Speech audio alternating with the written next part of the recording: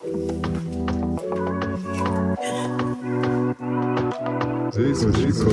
everybody, welcome to the meetup. Hi, my name is Kalu. Welcome to another episode of the meetup. How you guys been? I've been okay. I've been well. What you been up to? I've been good. Just working, learning. Nothing, it's a journey. This whole thing is a journey.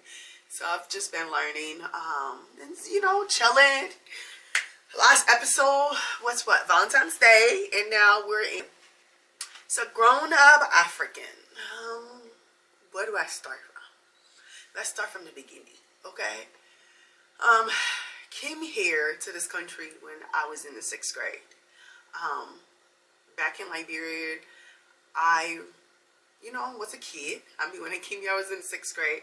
So this was a whole different world. Like, I feel like the way that people were back home wasn't the way people at school wasn't like the way. That's what we're going to start from.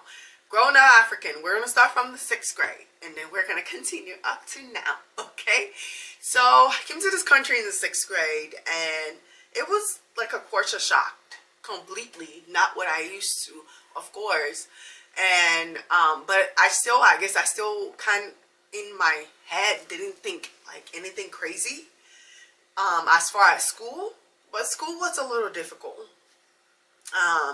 Because 6th grade, Kulu, she was a little tiny thing, which was cute. There was, in my school at that time, there was one African kid, right? And everyone, like, once people know, like, you're from Africa, you're always gonna be like, oh, da-da-da-da is from Africa, so that's what they were. It was like, da-da-da is from Africa, trying to say, like, y'all should be friends or whatever, just, I don't know. But that person was not trying to associate with me. I'm not sure because I was fresh off the boat. But he was not going for it. He wasn't going for it at all. 6th grade, middle school was tough. Middle school was really tough. I had bullies. I was bullied by people that look like me. Girls that look like me. I didn't understand that. Like, I never done nothing to y'all. I never met y'all. I never said a word to y'all. But for some reason, I'm getting bullied based off of stupid things. Locker room. In, like, 7th grade, some girls are wearing thongs. I am a 7th grader from Liberia. I'm not wearing thongs. So that was the thing. Just anything people could think of, girls could think of, girls that look like me could think of. I was bullied. All through middle school, I did not have one black friends. Apart from like my African friends outside of school, because in my school at that time, apart from that boy being African, I was, another only African at that time. So, yeah, it was rough. The girls that were my friends were girls that didn't look like me. I was friends with white girls. I was friends with Asian girls. I was friends with Hispanic girls. Any other people but the girls that look like me. So in the back of my head, I'm just like, okay, I don't know y'all. And people will ask like stupid questions like, everyone will ask stupid questions, not just the girls that look like me, but like anyone will ask like, did you ride a plane to come here? Did you wear clothes in Africa? Did you live in a hut? And I'm like, at that time, to be honest, I didn't even know what a hut was. I didn't know what a hut was till I came here. When people asked me about hut, I literally had to ask my dad, what is a hut? For me to understand what a hut was, because I never lived in a hut. I live in a house, just like how you live in a house. So it was very confusing. Middle school was rough. I joined a sport. I joined cross country. Why did I join country? When you're from Africa, people think like you are like a professional runner. I needed to find like my escape. Like, apart from like school or home, I needed to find somewhere to go to get away from everything. And cross country was a thing. Was I good at it? Hell no. I wasn't good at it. Just like most things, I'm not good at it. But if I keep trying, I get better. So that's how cross country was. The coach was nice. He used to pick me up. He used to drop me off. You guys know African parents. African parents do not get involved. Okay, let me speak for my parents. I think they are like most African parents. They're not as active as they should be when it comes to like their kids' life. They're not like sports. They're not supportive. None of that. I remember. Now we're gonna back forward. Kindergarten me. My mom is the sweetest. My mom is my #1 supporter, right? But I remember in kindergarten, like there was a, best dressed, like there was a, like I'm not, it's not an award or whatever, but there was a contest for like best dress in my grade in kindergarten. And I remember my mom taking me to get my hair done. My mom found my outfit, like I was cute. She sent me with my aunt, but my mom never went. Like she didn't step a foot to that event. I ended up winning, and I went home and like, we told her that I won. She was proud. She was happy. But like even now, I'm like, I asked her, I'm like, what were you doing? She's like, I don't remember. But she never showed up. That was kindergarten me. So now I'm in the U.S. and again, middle school, parents are not showing up. So now we have to move from like that side of town to another side of town. And now I'm scared because if I'm going to this new school, these kids been knowing each other since elementary school. This is going to be like middle school all over again. I'm going to be the new kid that's from Africa. Nobody's going to want to be friends with me. I'm going to get bullied again for being African. Whatever reason. I remember in middle school, my mom did my hair. Like, you guys remember those little crochet braids? The curly ones? It fell out and this boy literally picked it up and gave it to me. Like, I was getting bullied all through middle school for stupid things I don't understand. So high school, I was scared. I remember my first day of high school, freshman year, at a new school. I caught myself sitting in the bathroom during lunchtime because I didn't want it to go in the cafeteria. I didn't want it to like be like, I don't know. I felt like what I went to in middle school would have happened again, but thank God it didn't. I met amazing friends. Again, it wasn't girls that looked like me, meaning like black girls. I was the only African, so I have friends from every other race except for black. So maybe sophomore year, I had my first black friend, and she was one of my best friends. It's crazy, right? Yeah. So went 4 years without having like black friends. So it was different. High school was fun. I didn't get bullied. I, joined the track team. I'm making friends. I'm comfortable. I'm in like different clubs. I'm joining all these different clubs. I'm active in school. So like, it was great. But again, African parents, they never went to any track meet, never went to any award program. I remember my prom, I'm doing my thing, no support. I'm doing what I do, but the thing is about me, I have never let not having like an actual person, like a cheerleader, like who stop me from doing what I want to do. I've always like, I'm gonna move forward. This is what I want to do. We're gonna keep pushing. I know who I am. So I never, like, not one day, they never show up to anything. Like, people will come and be like, oh, your daughter did da-da-da-da, your daughter was great. You're like, oh, thank you, but never showed up. Never showed up. So it's like, okay, cool. Parts of, like, grown up African, like, your parents has their group of friends, like, their African friends, and, like, so I wasn't allowed to hang out with, like, people from my school after school. Except for like one friend, my only black friend. Except for her. But I wasn't allowed to go sleep to other people's house. Except for like my parents' friends, their house. Because I would sleep at their house and their kids. That's how my parents were. They were like super strict. You don't have sleepover with random people. Kind of thing. Which was cool. I understand it. Also grown up African. You have African aunties. African aunties are... if you have African aunties, they can be very, very much messy. It's like a thing. I don't know how to really say it. My mom is messy because she's someone's African. She's someone's African auntie. So I'm pretty sure they look at her as messy. But yeah, African aunties. I remember going to this one auntie house. And this was, I had to be like maybe 15. And this was like probably the first time I remember being in an uncomfortable situation with an adult and just like, what? This auntie, we're going to call her Auntie FBI agent. That's what we're going to call her. Auntie FBI agent likes to ask questions that are none of her business. Mind you, she could ask her friend, which is my mom, these questions. But she chose not to do that. She chose to come to me, the 15-year-old kid, to ask me about my parents' life. And I remember her asking me, and I was really uncomfortable with her with what she was asking. And I remember I just like kept it short. I didn't even answer that, but when I went home, I told my mom, I'm like, da da da da. Auntie FBI asked me, da da da. My mom was like, next time she actually tells to talk to my mom. I'm like, okay. That was the first time I'm like, this lady's messy. I can't be around her for too long. I just have to keep it cute and short and go, because she's kind of messy.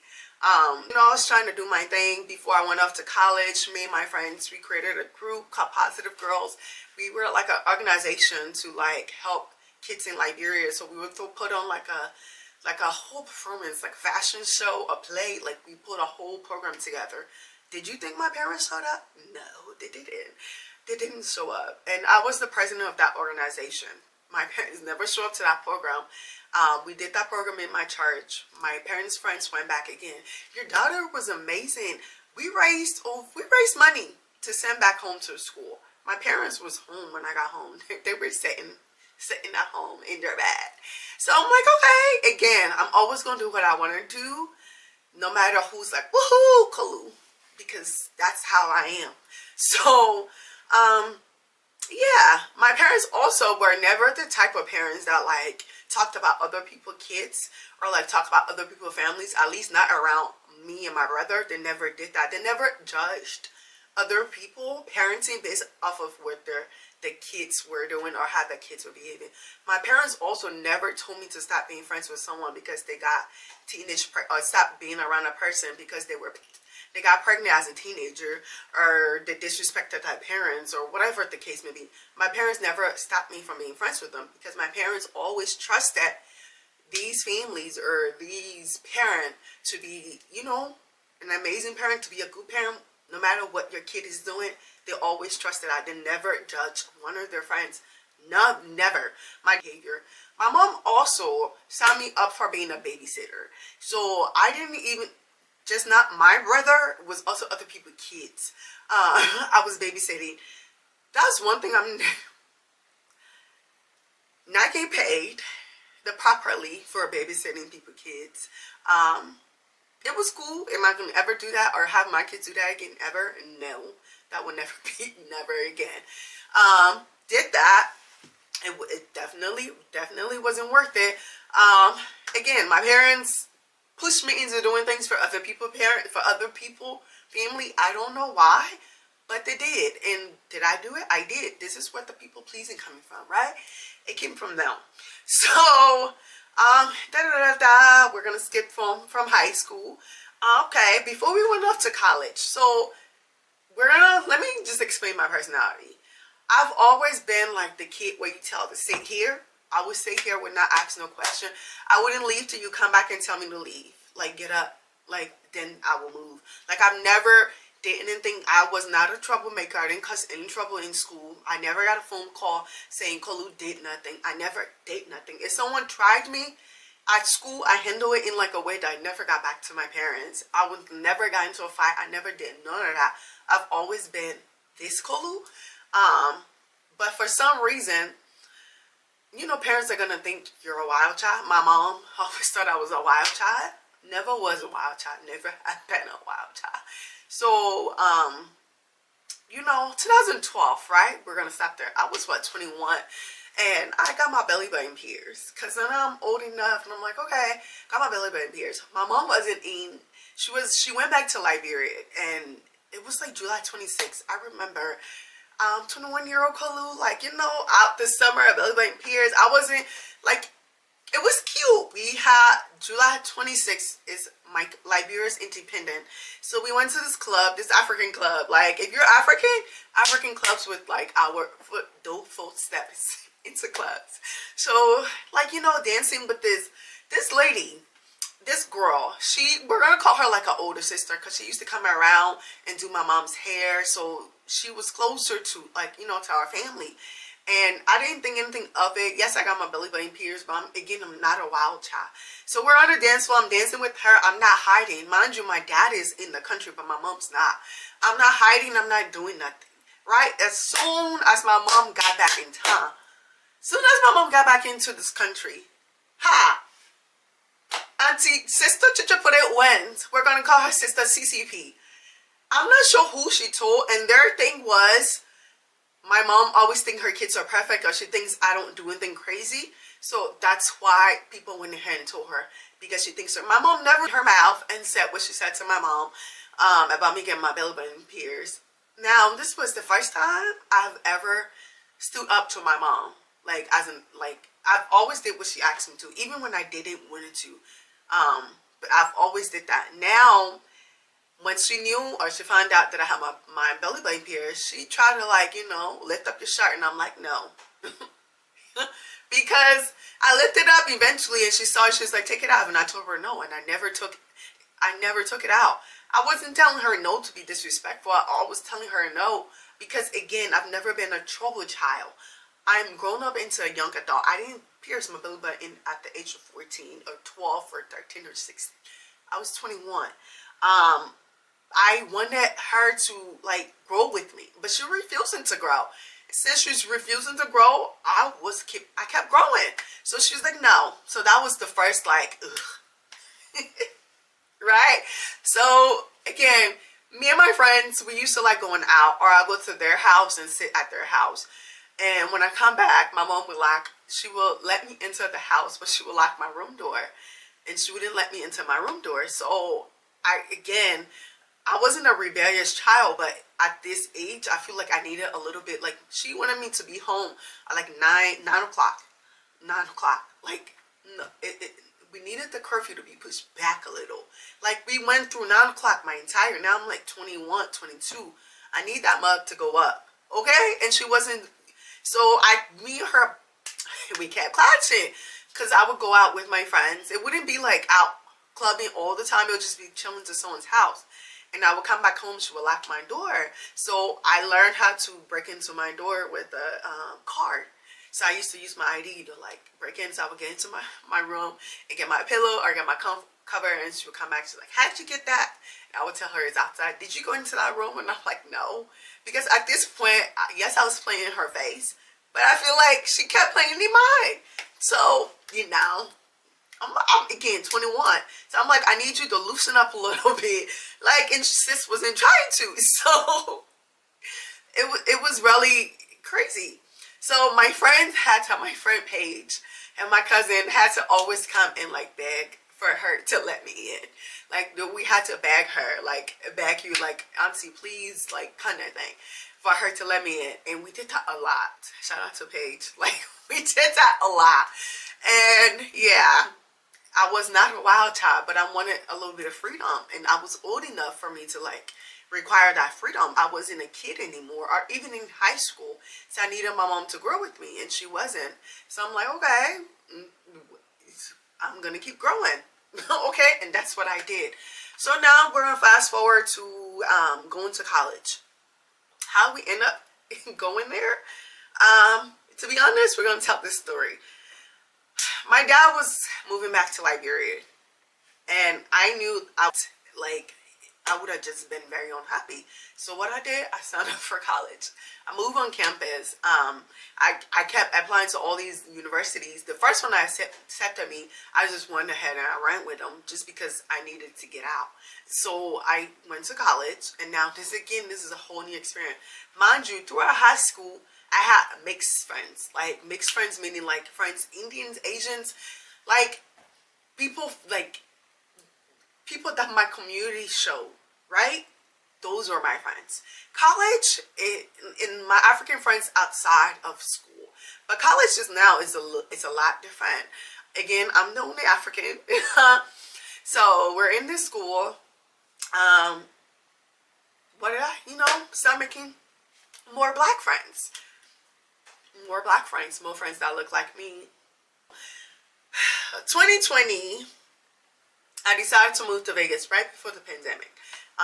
So, like, I didn't know pandemic. We didn't know nothing about that. So I moved to Vegas, then we got shut down. And during that time, I guess the idea of Vegas to most people, it's just like, it's a wild time. It's a party town. Like, if you're living there, you have to be doing something crazy. And people thought I was doing something crazy.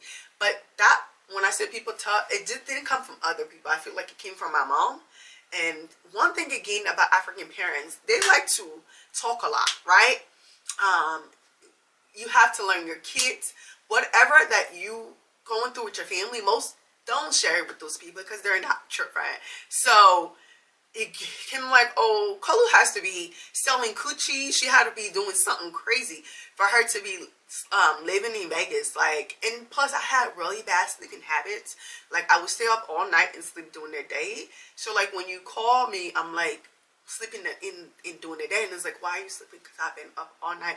And this was also during the pandemic. So it seems like I was a streetwalker or prostitute, something. I don't know what they thought I was doing, but they thought I was doing something. So that built people, again, I'm the kid that went to college. I got my associate, but during my junior year, I dropped out of college because I didn't feel like that's what I wanted to do with my life. So now I didn't finish school. So she's a dropout. Nobody wants their kids to be friends with someone that's, don't have their life together. So I shouldn't say nobody. Some people don't want their kids to be friends with people like me. So life, find some other friends that were doing other things with their lives. So I guess that was the thing. So that problem came about. Also during this phase, I feel like me and my mom over the last few years, we have grew up a little bit. Because we went through similar experience, so we grew up a little bit. Now we're gonna bring it back to up together. We have learned. I've been telling her with boundaries, and she keeps saying like, "Oh, I'm not going to change," and I'm like, I've changed. I'm not that little girl. I'm not just gonna say. I don't just sit around and take things from people anymore. I have boundaries. If I don't like something, I don't have to be around you. You can be my own mom, but it's just like certain things I don't. Again, people pleasing. We can't keep doing boundaries. So we both have been putting boundaries. I've been putting boundaries. We've been learning boundaries. We've been learning space. We've been learning friendships. We've been grown up African. So our relationship has always been like, again, I've never been a wild child. We're going to take care. Pause for a second. If you're watching this, our relationship has always been rocky, and I feel like from my point of view as to why it's always been rocky, it started when at the age of 11. I was 11, and I just moved. I had moved with my mom or whatever. My dad was in he was here in America, and my other mom was in Ghana. So I moved with my mom and okay, how do we say this? I remember this one night. I've always been the kid that's like sleep. Even as an adult, I sleep in a t-shirt and my underwear, like super comfortable. So I remember playing in the living room with my brother and my friend, and my mom and her friends were like outside of the compound. Like they were outside. Like there's a little shop like in front of our house, like outside of the gate, where like people used to like hang out. And like, you know, the adults used to hang up at night. So I remember we also had this guy living with us. He was older. He was like in his 20s or whatever. I was 11. And before this night happened, because I kept asking myself, like, what happened? I remember I was at home with him by myself, and he right before he came to America, so he was like, oh, come, let me talk to you. So he's like, sit on my lap. And as an 11-year-old little girl, I'm not thinking of anything. So I sat on his man lap. As an adult now, I'm just like, you know, closing my eyes and thinking about the situation. I'm like, no, he was literally harassed. Like, he was, like, you know, and I didn't, like, I was a kid at that time, not thinking anything of it. So I remember I sat on his lap. That was the first time. And he was, quote unquote, advising me, if you go to America, don't forget about me, da da da da. Right? Didn't think anything of it till that night.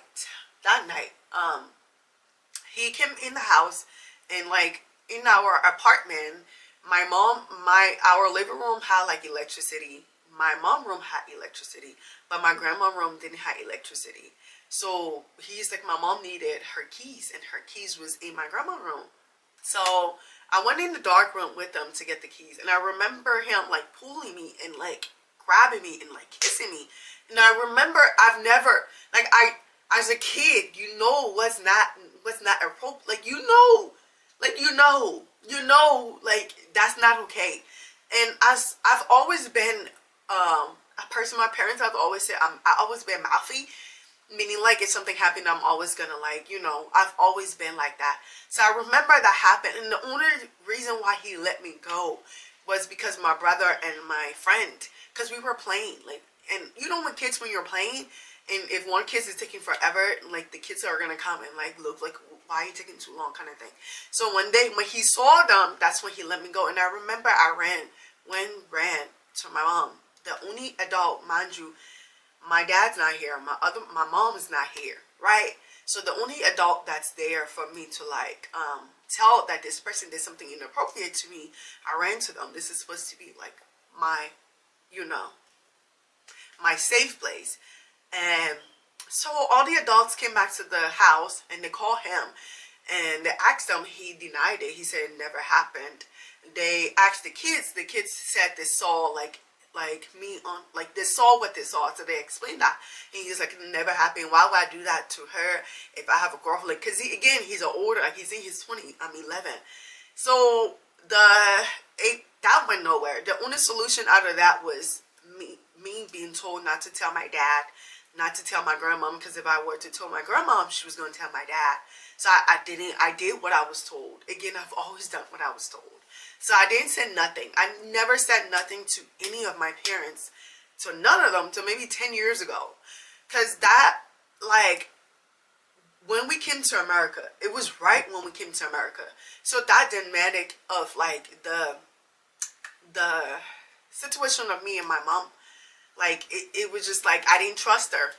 Because so now that I saw my dad, like a parent, I just ran to him, and now that became my safe place. So that's where we always had this from.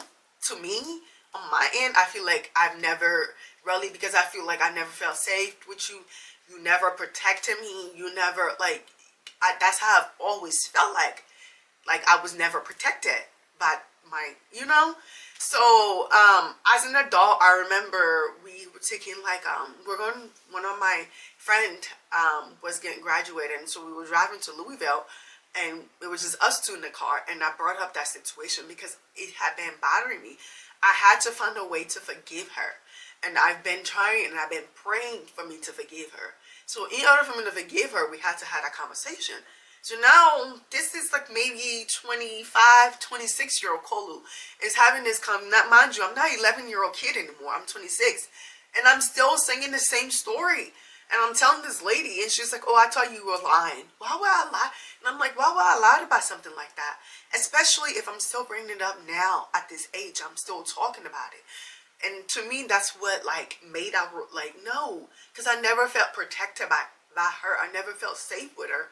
So maybe 2 years ago, 2 years, that's it, 3 years ago, I felt like this was the first time she ever, like, had my back. This was the first time she ever stood up for me. This was the first time she ever defended me. Again, I've never been a wild child. I've always, like, danced to the beat of my own drum. Like, my dad, African parents are always going to be like, school, school, school. But I felt like my dad had always known, like, the kind of person I was. Like, he always knew I was artsy. He wanted me to go to school and become a nurse or all those other things. But he understood that that's not her. She's a little bit different. And she's going to find her own way. How she's going to do that, that part, he never understood that. Neither did I. Still don't. But he always gave me grace for me to figure it out. As to, like, what I would, like, life. And back to my mom, like, this whole protection, I've never felt that from her. Like, our whole relationship throughout my life has been, like, tussle. So, literally, I feel like till 2 years ago, maybe 3 years ago, she defended me. And in a situation where I'm glad that she did. I wasn't there to defend myself. And people idea of who they think I am, it do come from parts is her. And also their imagination. Also the people that I choose to be friends with. I don't know, but again, I'm not a wild child. I've never been a wild child. Again, with the school thing, that's about it. I've never been the girl that's crazy about boys. I've never been boys crazy. I've never been any kind of crazy. I've always been Kolu. Always been Kolu. So she defended me, and I appreciate that, because that, her defending me or standing up for me, to me, it changed our relationship. I became to trust her a lot more. And like the thing is, when in the past, when people did something to me, apart from like, remember I told and nobody believed me, so I just used to keep everything to myself. Like, I kept everything to myself. I just used to keep everything to myself. So growing up African, while we're having this conversation, because as a new generation of African parents, I'm not a parent yet, but as a new generation of African kids or African parents, I feel like we need to let certain behavior of our parents, like in the past. That's why we're having this conversation. Support your kids. Show up to school for their events. They need your support. Just because they do things without you doesn't mean like they don't need you to be there. Stand up for them. Defend them. When someone do something for them, defend them. Defend them. Defend you raised. Remember that you raised them. Remember that whatever it is that you put in them, trust them to be that person. Don't think that if they were a wild child, then they're going to be a wild child. Whosoever you raise, trust that they're going to be that person, right? Defend your kids. Keep your kids' business, your family business. Keep your family business to yourself. Sorry. Keep your family business to yourself, because ain't nobody, right? Be supportive. Be supportive. Thank you guys for watching. Thank you guys for subscribing. Thank you guys for turning tuned. Thank you guys for coming back. Thank you guys for listening to me ramble. Tell you guys thank you for sharing. Hit that subscribe button. Come again next week. 2 weeks. Come again in 2 weeks for the next episode of the meetup. Tell you guys thank you for being patient. Have a good day. Hit that button. Don't forget to hit that button. Subscribe and share. So before we go, we're going to show the outfit, okay? So this skirt, this little skirt is from, what, Pretty Little Thing? Because I'm a pretty little thing. The top is from Thrifted. I thrifted it. The shoes is thrifted. I thrifted it. I love thrifting. The purse is from my friend's boutique. Support your friends. Support your friends. Support your friends. Yeah, thank you guys. Thank you for watching. Thank you guys.